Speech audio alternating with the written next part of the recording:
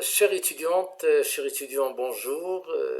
J'espère que tout le monde va bien, ainsi que votre famille, votre entourage.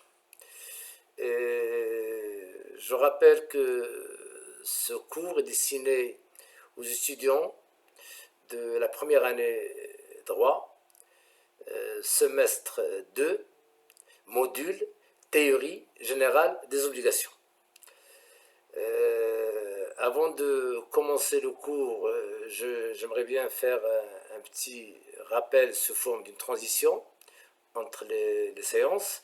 Alors, lors de la séance précédente, la troisième, j'avais terminé la séance en annonçant un nouveau chapitre, une nouvelle partie du cours consacrée à l'étude du régime juridique de l'acte, juridique. Et j'avais dit qu'à travers ou dans cette partie, on va voir plusieurs points d'une importance considérable qui concernent la naissance du contrat, l'exécution du contrat, les effets du contrat, etc. Et pour le premier point que j'avais annoncé, la première section, j'avais présenté des généralités sur le contrat.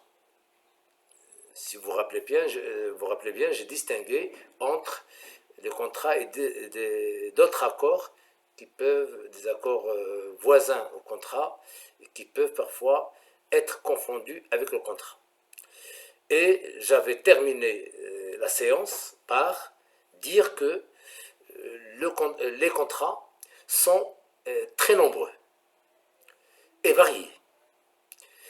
Certains sont connus depuis fort longtemps, comme le contrat de vente, le contrat de louage, le contrat de dépôt, etc. D'autres sont apparus plus tard. Et la liste des contrats s'allonge au fil des temps, au fil des jours. Le principe de la liberté contractuelle tel que le reconnu par les textes juridiques permet aux hommes d'imaginer toutes les formules contractuelles répondant à leurs besoins.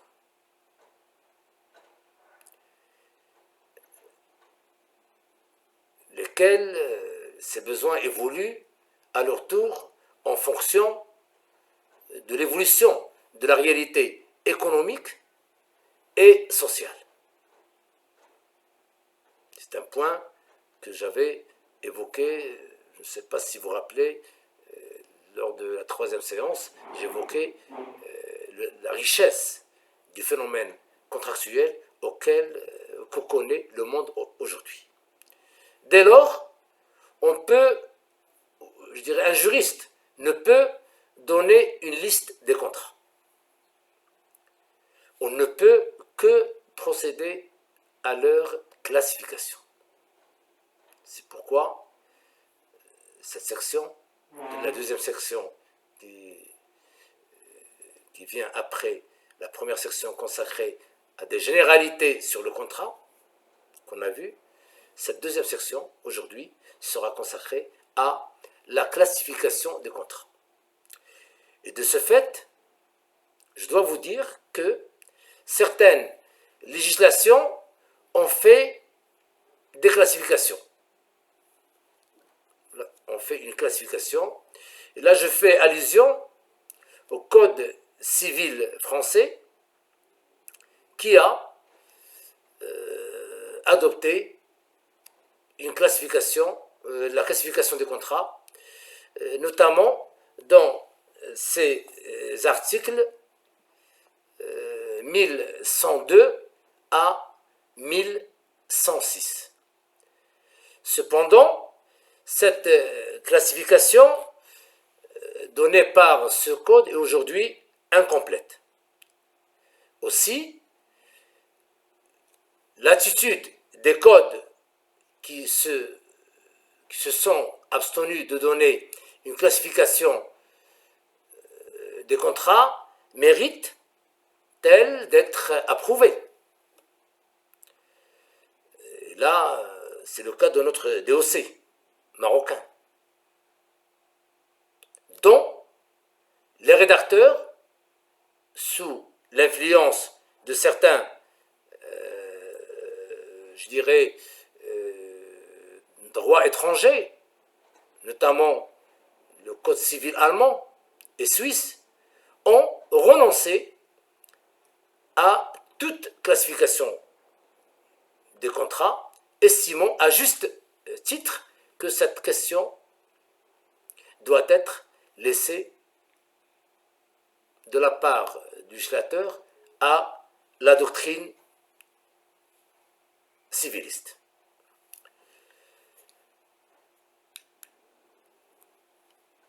Il importe donc de noter que, malgré son importance théorique, je dirais même pratique, la classification des contrats n'a pas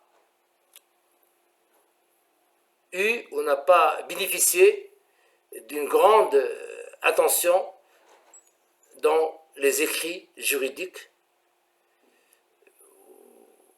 Ce que je veux dire, c'est qu'il n'a pas eu la place qu'elle aurait dû avoir dans les écrits juridiques des juristes. Mis à part quelques rares études d'ensemble, le développement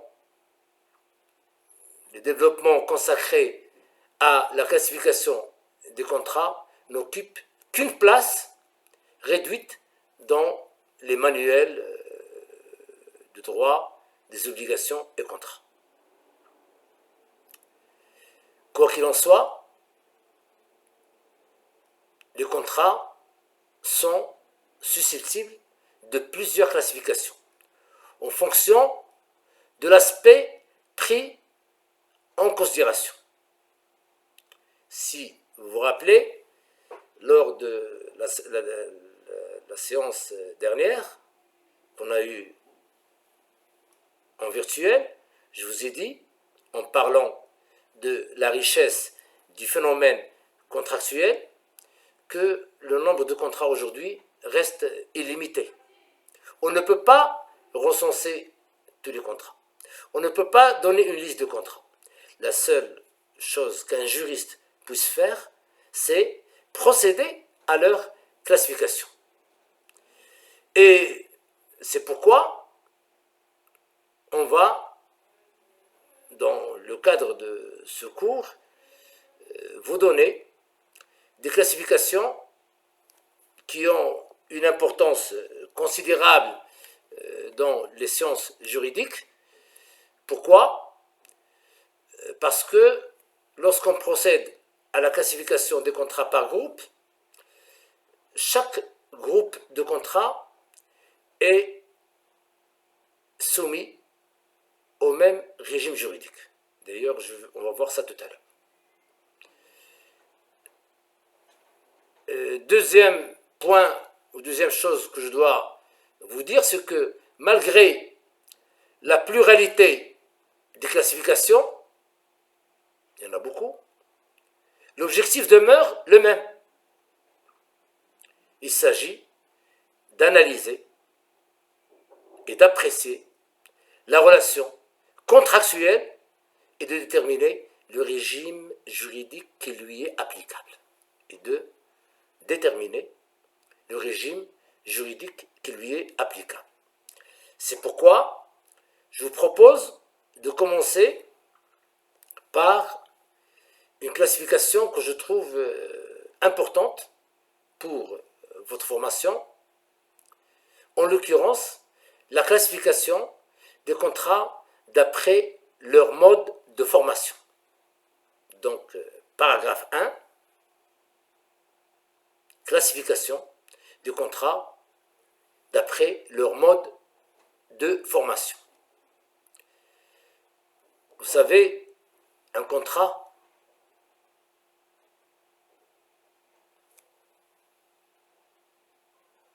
on peut dire qu'il a le même cycle d'un individu en ce qui concerne sa vie, la vie d'un contrat. Un individu se prépare dans le ventre de sa maman pendant 9 mois, ce qu'on appelle la période de grossesse. Après, il naît. Après, il vit. Après, il meurt. 4 étapes. La même chose pour le contrat. Un contrat se prépare, il se conclut, il s'exécute, il produit des effets. C'est la fin du contrat. Donc, le mode de la naissance d'un contrat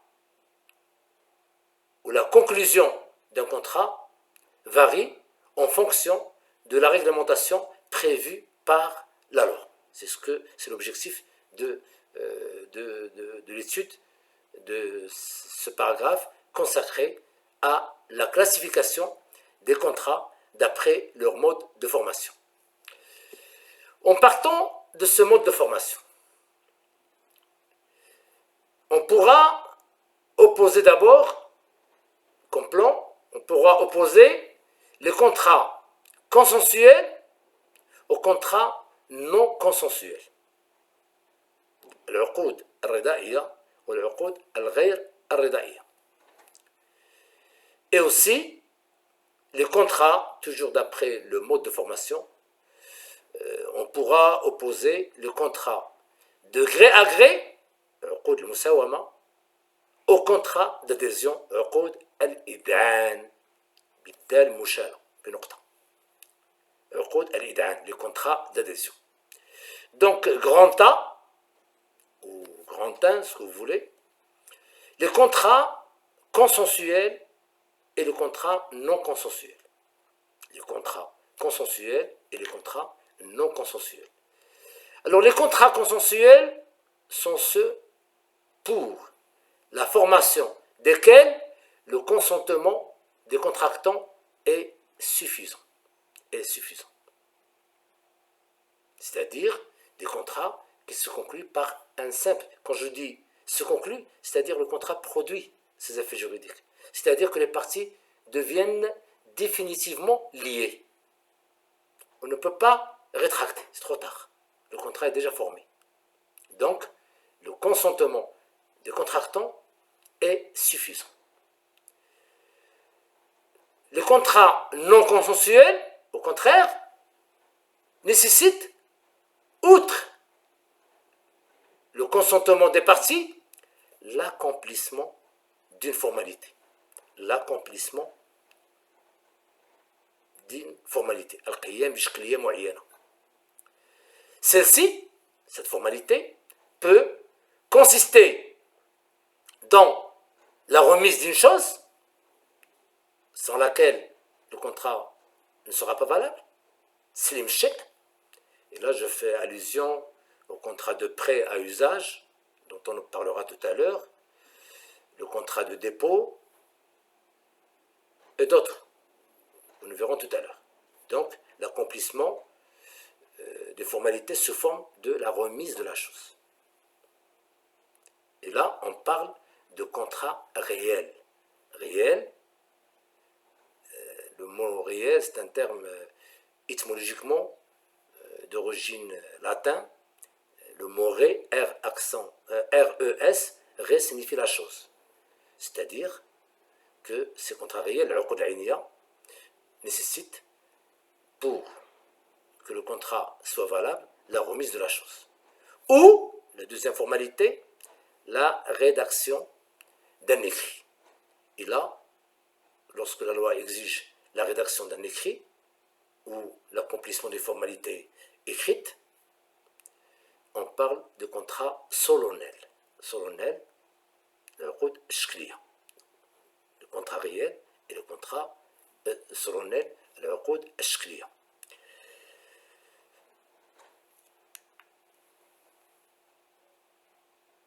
On se limitera ici à mentionner que ces contrats que je viens de relater ou d'exposer pour présenter le contenu du paragraphe, leur examen détaillé sera fait au fur et à mesure de certains chapitres, notamment lorsque nous étudiera ensemble, Inch'Allah, les conditions de forme exigées pour la validité du contrat. Mais il importe quand même, ou néanmoins, ici, dans le cadre de ce paragraphe, de faire d'ores et déjà 2 remarques à propos de cette classification entre les contrats consensuels et les contrats non consensuels. La première remarque concerne l'intérêt de la distinction. أهمية التمييز بين العقود الرضائية والعقود الغير رضائية. Cet intérêt de distinction nous paraît évident. Pourquoi? Car les contrats consensuels peuvent être conclus facilement et immédiatement, sans aucun retard, alors que la conclusion des contrats non consensuels est souvent alourdie de toutes les formalités qui s'ajoutent au consentement des parties, notamment lorsque la loi exige le passage obligatoire devant un notaire ou devant des adouls dans le cas de ce qu'on appelle les actes authentiques exigés par la loi dans certains contrats, comme on va voir tout à l'heure. Donc, ça c'est la première remarque en ce qui concerne la distinction entre les contrats consensuels et les contrats non consensuels. La seconde remarque est relative à la place de la distinction des contrats consensuels des contrats non consensuels dans le dossier, c'est-à-dire des obligations et contrats. Certes, le Code ne formule pas expressément cette distinction, mais s'y réfère implicitement dans de nombreuses dispositions, alors qu'il ignore la distinction, qu'on va voir aussi tout à l'heure, des contrats de gré à gré et les contrats d'adhésion. Donc ça, j'ai tenu à vous donner ces 2 premières remarques avant de commencer la classification. Donc, un contrat consensuel. Donc on a dit, c'est un contrat qui se conclut par un simple échange de consentement. Que signifie le consentement? Le consentement signifie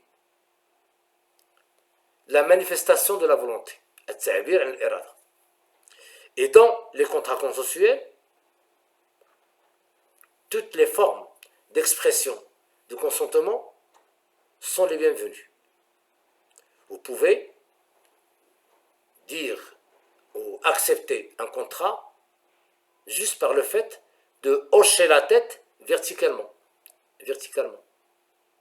ou le fait de lever le pouce vers le haut, pourquoi vous êtes d'accord,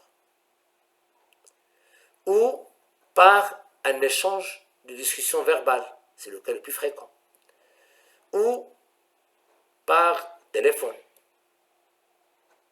par tous les moyens. Le consentement sera valable. Pourquoi? Parce que la loi dit que ce contrat est consensuel et qu'aucune formalité n'est exigée. Je vous donne un exemple concret. Un jeune qui dépose son dossier en vue d'un recrutement au sein d'une entreprise. Le dossier, il a un bon dossier. Après le dépôt de dossier, il a eu un entretien avec le RH, les ressources humaines de l'entreprise, tout va bien. Hier soir, le jeune a été contacté par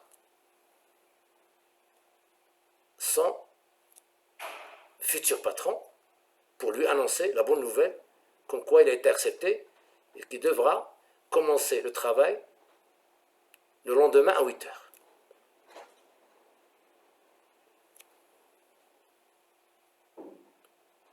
Le lendemain, à 8 heures, le jeune se présente dans l'entreprise et en montant les marches d'escalier, parce que l'entreprise se trouve au 4e étage, il a glissé et s'est cassé la jambe.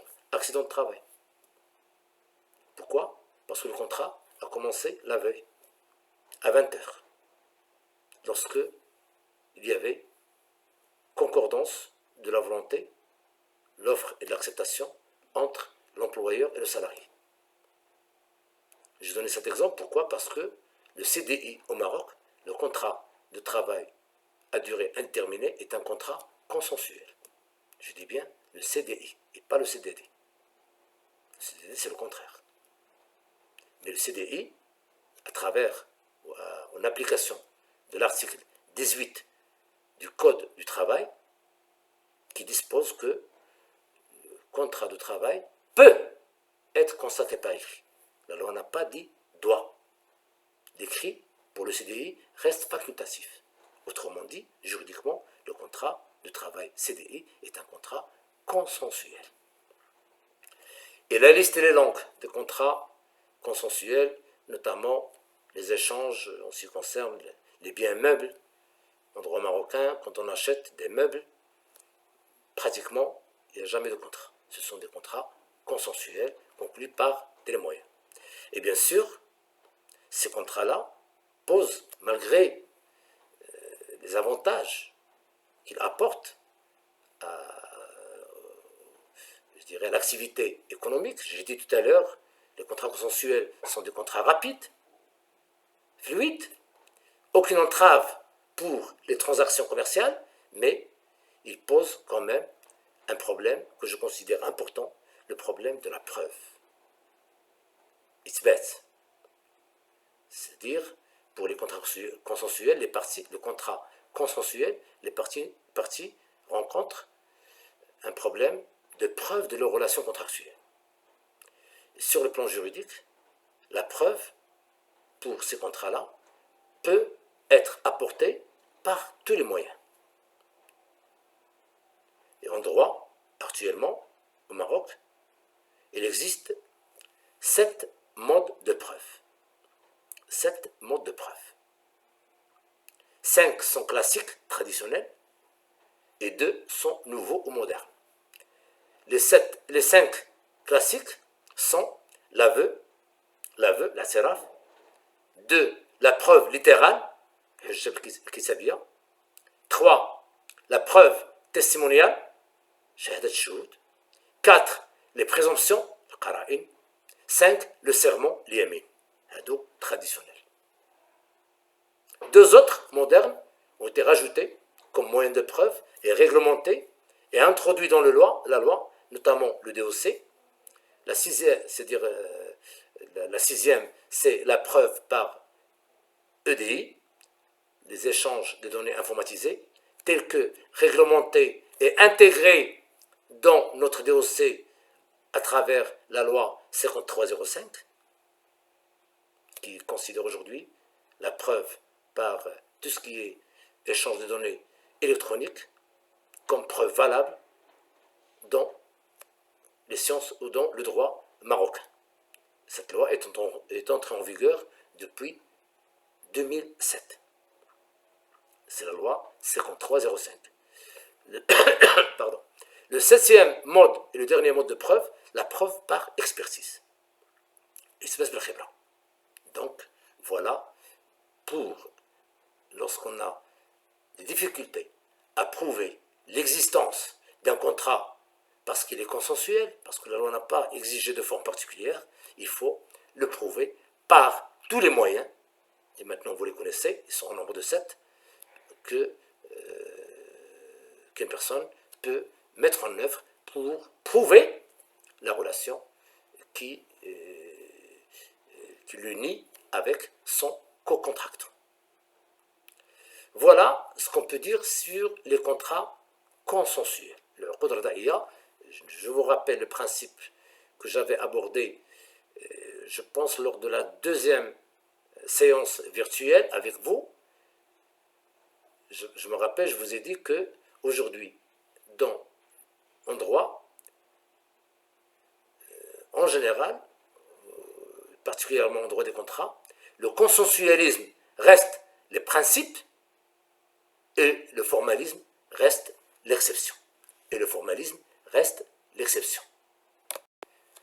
En conclusion de ce grand tas, qui est consacré au contrat consensuel, on peut dire que l'attitude de notre droit, d'ailleurs des obligations et contrats, est très explicite. En effet, celui-ci, en retenant le consensualisme comme règle de principe, impose pour certains contrats, en nombre limité, on va le voir maintenant, en nombre limité, un formalisme. Ce formalisme, soit c'est un formalisme direct, soit c'est un formalisme indirect. Donc, donc maintenant, on va attaquer le deuxième point, c'est-à-dire les contrats qui s'opposent aux contrats consensuels, donc les contrats solennels, les contrats, donc deuxièmement, les contrats solennels. Alors, j'ai dit les contrats solennels, donc ce sont des contrats pour lesquels la loi impose un formalisme.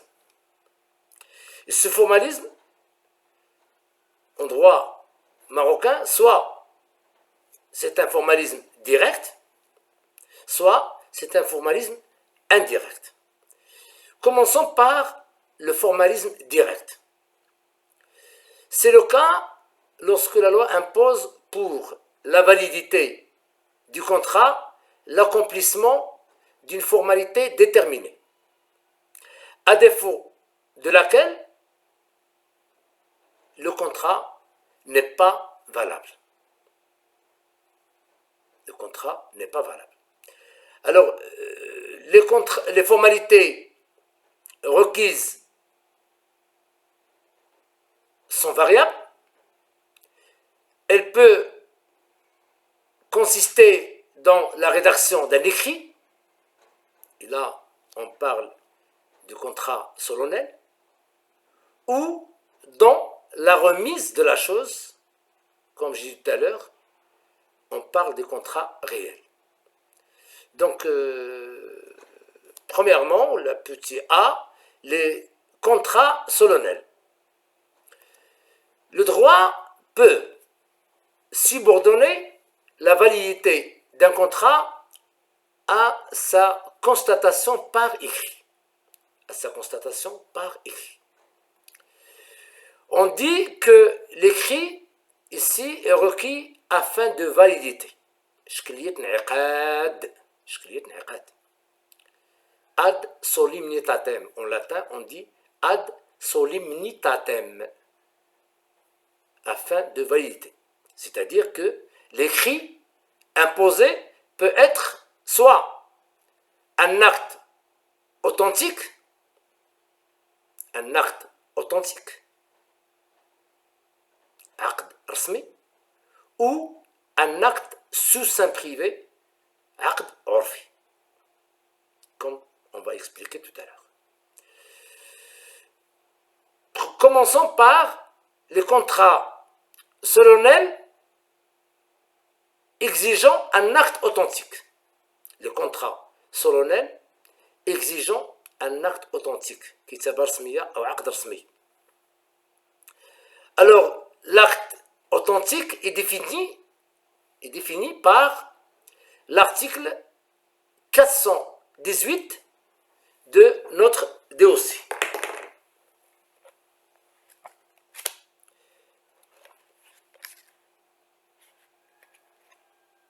L'article 418 dispose que l'acte authentique est celui qui était reçu avec les solennités requises par des officiers publics ayant le droit d'instrumenter dans le lieu où l'acte a été rédigé. Sont également authentiques les actes reçus officiellement par les cadis en leur tribunal, les juges. 2. Les jugements rendus par les tribunaux marocains et étrangers en ce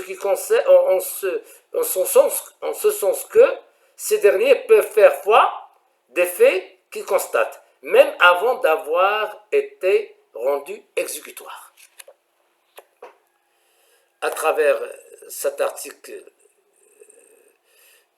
418, on doit dire que l'acte notarié et l'acte adulaire et d'autres actes rédigés par un juge ou par des autorités compétentes sont des actes authentiques.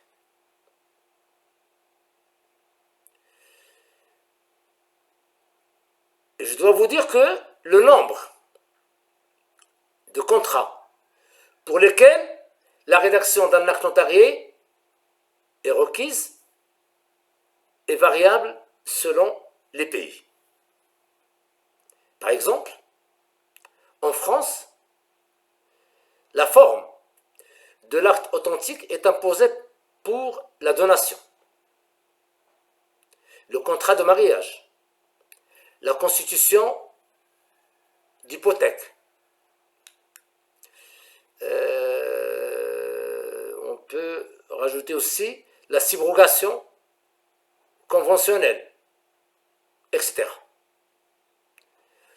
Au Maroc, pareille rigueur n'existe pas et les contrats que je viens de citer pour le droit français peuvent parfaitement être réalisés par des contrats sous seing privé.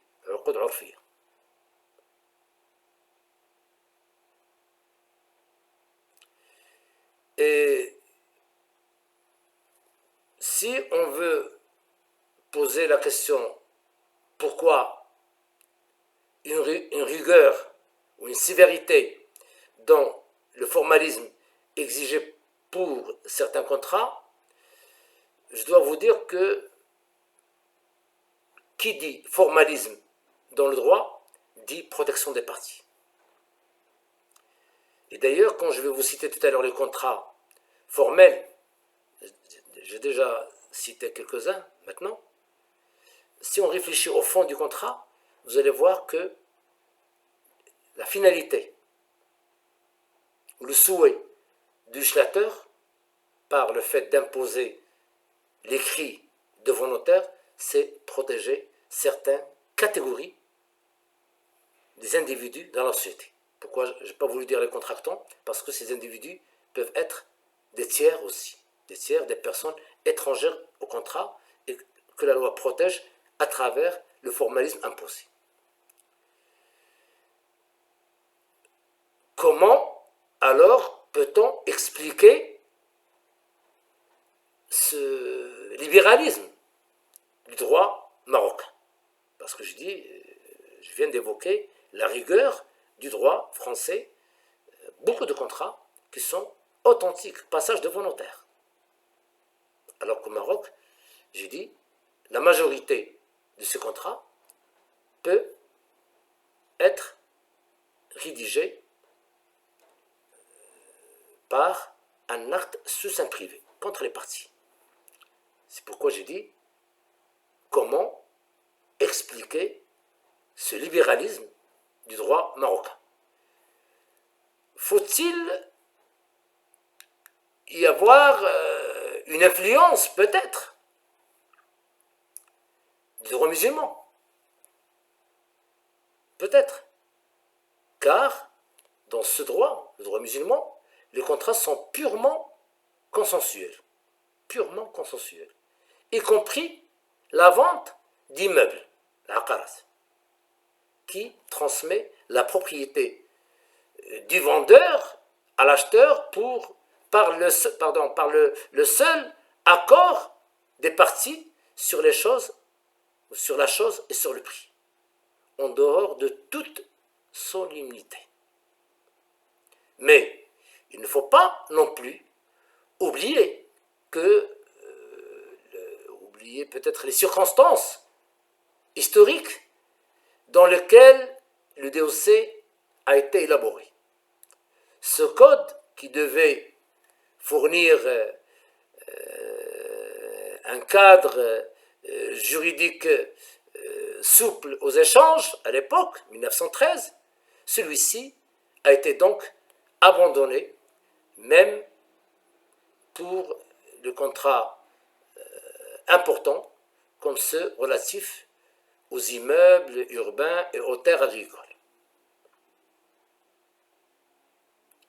Dans notre pays donc, mis à part les ventes et les locations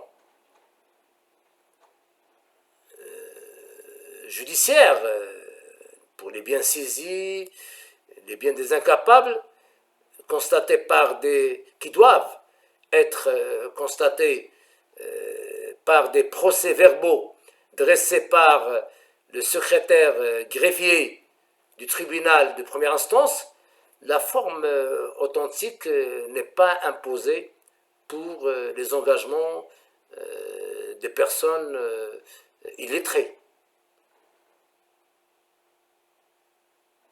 En effet, il y a un article qui est l'article 427. Au terme de l'article 427 du DOC, alors 427, j'ai trouvé,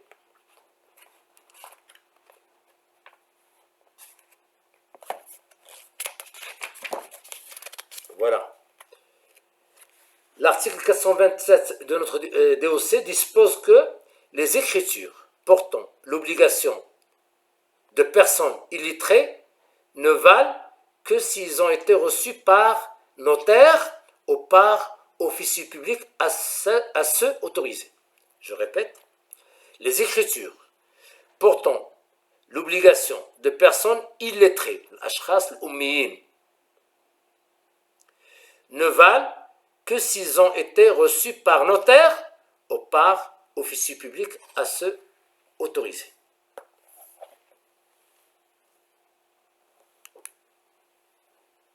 Cet article, ou la lecture de cet article,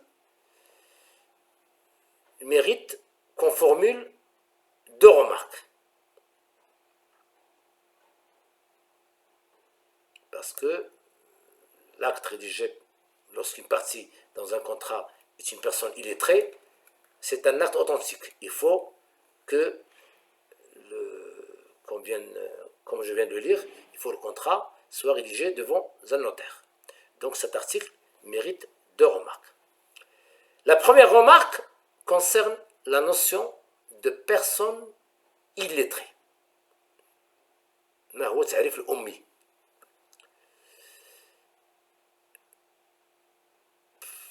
Cette question, cette notion n'a pas été entendue de la même manière par les tribunaux. Pour certains juges ou pour certaines juridictions, n'est pas illettré celui qui sait signer. Pour d'autres jugements ou d'autres juridictions, est illettré toute personne ne sachant ni lire ni écrire, ou ignorant la langue utilisée pour la rédaction du contrat contesté. Et cette dernière solution, qui semble, à mon avis, la jurisprudence dominante actuellement, qui dit que l'illettré, c'est la personne qui ignore la langue avec laquelle le contrat est rédigé. الأمي هو الشخص الذي يجهل لغة العقد. Moi, je trouve que cette définition est logique et répond mieux à l'objectif recherché par les rédacteurs de l'article 27 du DOC, qui ont, je pense, voulu éviter aux individus de s'engager sans connaître le contenu exact de l'acte qu'ils signent. La seconde remarque a trait au caractère des dispositions de l'article 427 que je viens de lire. Ceci constitue une mesure de protection édictée en faveur de l'illettré. Et là, ça coïncide avec ce que je viens de dire tout à l'heure. Tout à l'heure, je vous ai dit que qui dit formalisme dit protection. Si ce n'était pas l'enjeu de la protection qu'il fallait mettre en œuvre, tous les contrats seront consensuels. Mais lorsque une loi impose une forme obligatoire avec rigueur, c'est parce qu'on veut protéger certains individus. Ça peut être les contractants eux-mêmes ou des tiers.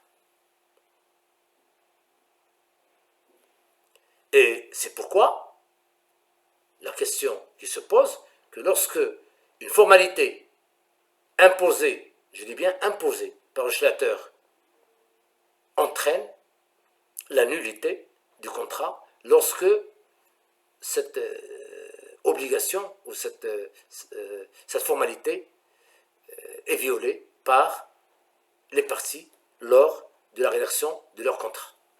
Voilà ce qu'on peut dire sur les contrats exigeant un acte authentique, l'acte rasmi. Maintenant, on va voir les contrats exigeant la rédaction d'un écrit succinct privé, ou je dirais un écrit qui peut être, on a le choix, succinct privé ou authentique, mais la loi laisse le choix. Donc, deuxièmement, ou je ne sais pas, petit b, le contrat exigeant la rédaction d'un écrit qui peut être aussi bien succinct privé qu'authentique. Dans un certain nombre d'hypothèses, le droit impose aux contractants, sous peine de nullité, la rédaction d'un écrit. Mais le droit leur laisse la liberté de choisir entre l'acte succinct privé contre eux ou aller devant un notaire ou chez des adultes, c'est-à-dire un acte authentique. Ainsi, la forme écrite est obligatoire, notamment pour certains contrats en droit marocain, comme le contrat de cession de brevet d'invention, عقد تفويت براءة الاختراع, le contrat de travail maritime, tel que cela résulte du Dahir du 31 mars 1919, qui constitue le droit maritime marocain, qui est toujours en vigueur et qui forme le code de commerce maritime marocain. Il y a aussi le contrat d'assurance, le compromis, et la liste elle est longue. Je peux vous dire que ce ne sont là que des exemples. Notre droit marocain connaît d'autres contrats solennels, mais comme le consensualisme est le principe et le formalisme est l'exception, un texte exprès est nécessaire pour imposer la solennité à un contrat. Mais il arrive qu'un texte impose l'écrit sans préciser s'il est requis comme condition de validité ad solemnitatem ou tout simplement à titre de preuve. ad probationem. شكلية الإثبات. كاين شكلية انعقاد وشكلية الإثبات. ad solemnitatem شكلية الإثبات. ad شكلية الانعقاد. ad probationem شكلية الإثبات. Dans ce cas, bien entendu, c'est aux tribunaux, à la jurisprudence, de déterminer la portée de l'exigence légale, ce qui peut parfois donner lieu à des divergences, comme en témoigne un fameux article dans notre DOC, et là je fais allusion, qui a provoqué beaucoup de discussions, beaucoup de revirements jurisprudentiels, qui est l'article 489 du DOC. Pardon. L'article 489 du DOC. L'article 489 nous dit lorsque la vente a pour objet des immeubles, aqaras, des droits immobiliers ou autres choses susceptibles d'hypothèque, elle doit être faite par écriture ayant date certaine et elle n'a d'effet au regard des tiers que s'il est enregistré en la forme déterminée par la loi.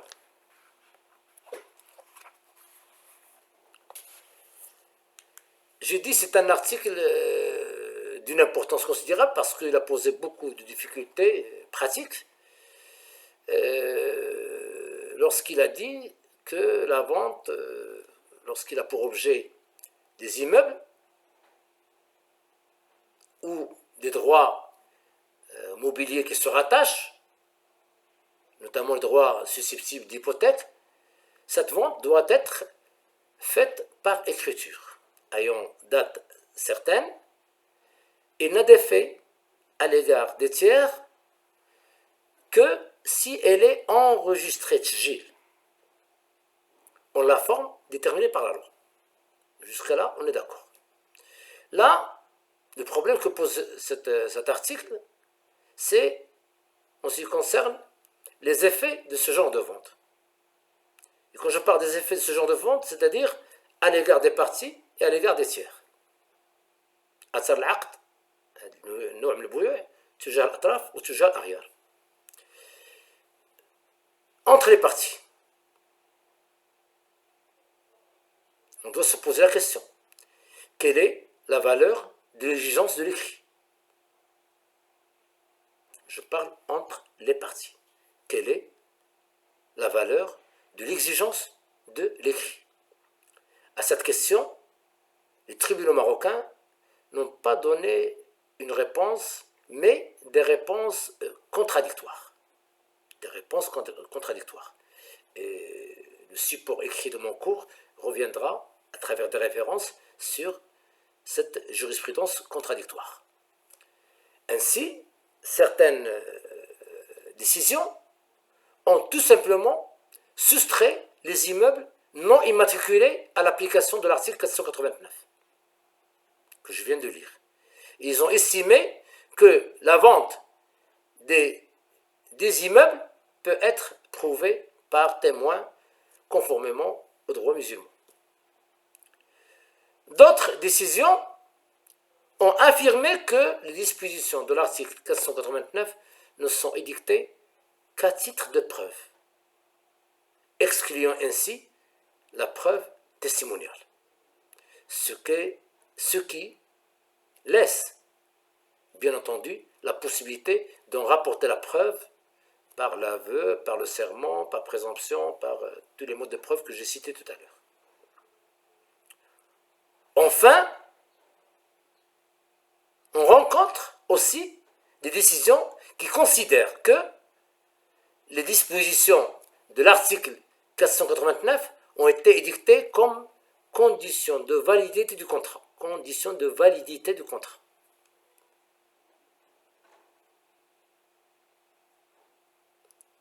Il y a un arrêt qui date de 1983, qui est publié, où on a jugé qu'à défaut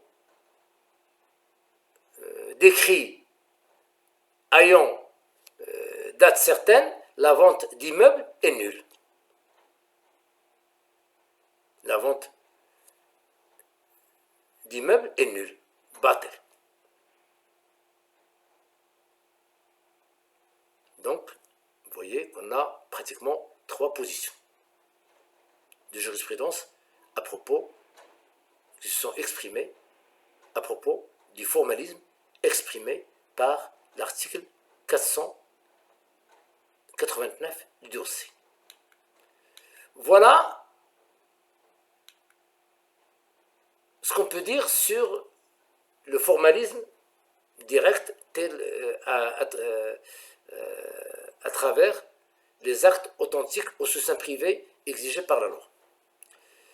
Maintenant, on va voir en grand B une deuxième formalité qui est un petit peu spéciale et qui est relative à certains contrats dans lesquels la loi n'a pas exigé d'écrit, ni authentique, ni soutien privé, mais elle a exigé un geste qui a plus de poids, en l'occurrence la remise de la chose, d'où les contrats réels. Donc, deuxième aspect de contrat non consensuel, donc les contrats réels.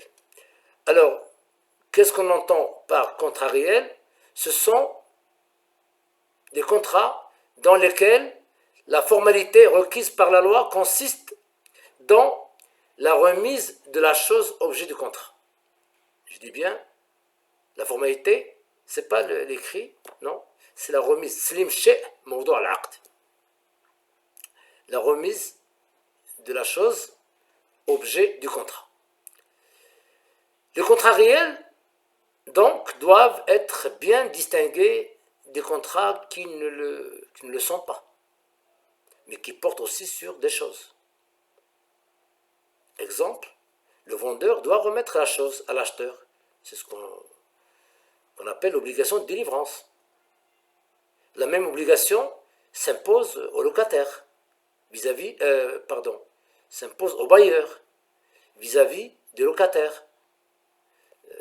Le bailleur doit délivrer ce qu'on appelle, ou transmettre, ou faire passer la jouissance paisible à son locataire.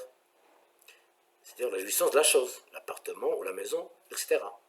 Mais il ne faut pas confondre ces contrats avec les contrats réels. Dans la vente ou dans le bail, la remise est le premier acte d'exécution d'un contrat, déjà formé. Alors que dans les contrats réels, la remise de la chose est la condition de la formation du contrat. Et la condition de formation du contrat. Je vais donner des exemples tout à l'heure, des contrats réels au Maroc. Donc, la remise de la chose est la condition de la formation du contrat. Cela nous permet de dire que les contrats réels ne naissent que par la remise de la chose. À défaut de cette remise, il n'y a ni contrat, ni obligation de restitution. Certes, c'est une évidence. Dans les contrats réels, l'échange des consentements n'est pas dénué d'effet, dans la mesure où il entraîne la naissance d'une promesse de contrat dont l'exécution permet à la victime d'obtenir la réparation. Alors les exemples que je peux vous donner de contrats réels dans notre dossier marocain, je vais commencer par le contrat de prêt, le prêt d'une chose. Et là, la référence doit être faite à l'article 833 du dossier. 833 du dossier.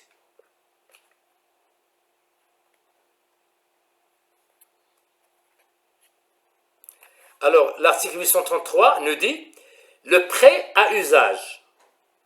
اسمه بالعربية عارية الاستعمال. أعارة يعير إعارة عارية الاستعمال. Le contrat, donc l'article 833, le prêt à usage est parfait par le consentement des parties et par la tradition de la chose à l'emprunteur. Deux choses. Le consentement des parties et par la tradition de la chose à l'emprunteur. Prenons un deuxième exemple, le contrat de dépôt, tel que réglementé par l'article 787. 787 du DOC. C'est un contrat réel aussi. 787, le voilà. Le dépôt est parfait par le consentement des parties et par la tradition de la chose. Tslim chez le Moudah. Le contrat de dépôt, c'est un contrat qui est formé entre un déposant, el Moudah, et un dépositaire, el Moudah. Et ce contrat, d'après le DOC, c'est un contrat réel, parce qu'il n'est valable, même si on est d'accord que je dépose votre voiture dans votre garage, vous êtes d'accord, il n'y a pas de contrat de dépôt. Pour le moment, le contrat ne sera déclenché qu'une fois la voiture est à l'intérieur du garage. On peut multiplier les exemples.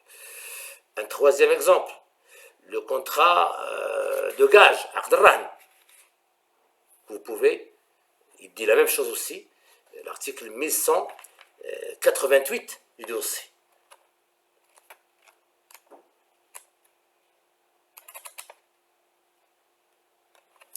Alors,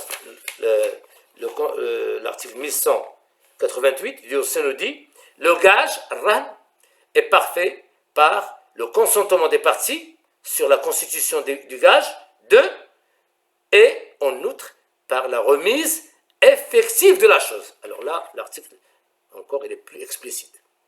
La remise effective.